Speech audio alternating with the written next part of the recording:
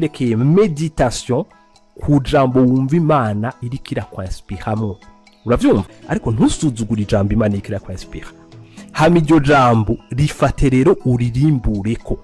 Kuririmbura ko nukuvuga ni kugibaze ibibazo uri medite girabisheko wibaza uti mbega ibi bisigura iki, mbega bisigura ko medite mbega Imana ishaka ki cyangwa mbega nuko uribaza ibibazo. Ndakunda kubabwira n'abantu muri Bible bari bajije ibibazo. Mariya bamubwiye ngo umumareka mubwiye ngo uzovyara Yesu, ntiyashaze avuga ngo amen. No, yavuze ati jewe nuvyara gute ko ntarigera menye. Nuvuga ngo yarabajije ibibazo. Siko natwe rero ako kajambo wibazako ntugasuzugure ntukaneglige, kuko akonye n'uriko urasuzugura niko kari sense gufata imfuruka y'ubuzima uri kurubaka. Siko kamediteko muri meditation y'ijambo warose niho haza icitwa revelation, niho haza gutahura, niho haza guhishurirwa.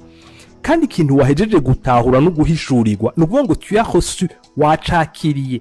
Kuko kwakira ni nka kugenda kunda kubivuga, ushobora kubwira umuntu uti wambaye neza ariko ntiyakiriye iyo compliment. Peut-être kana kubwira merci mais akavuga ati arrête ndabitse ko ntaberewe, bikamugora kwakira iyo compliment. Siko rero n'iryo jambo c'est pas juste ngo naryumvise cyangwa ngo ncimvuga n'amajambo yanje ngo amen cyangwa ngo mvuze ngo ndakiriye. C'est pas parce que mvuze ngo ndakiriye ko nakiriye, no.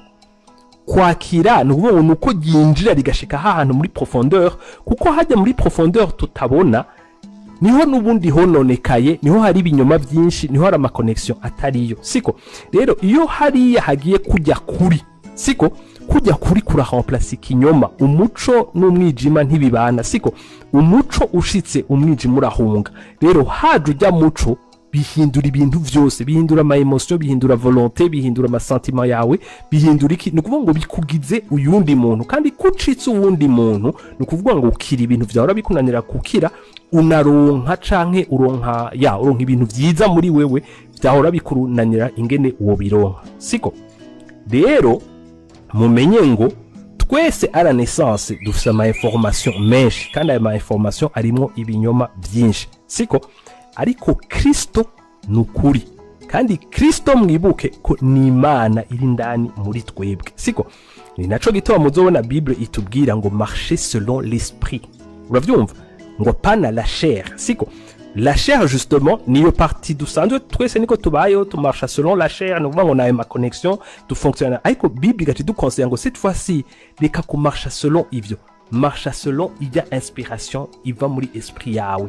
Marcha selon kijya kintu Imana iri kiravugana nawe. Marcha selon kijya kintu Imana iri kirakubwira. Ni wabikora uzosanga uri gutahura ibintu bishasha, uzosanga uri kucika uwundi muntu muri façon yo gutahura no kuraba ibintu.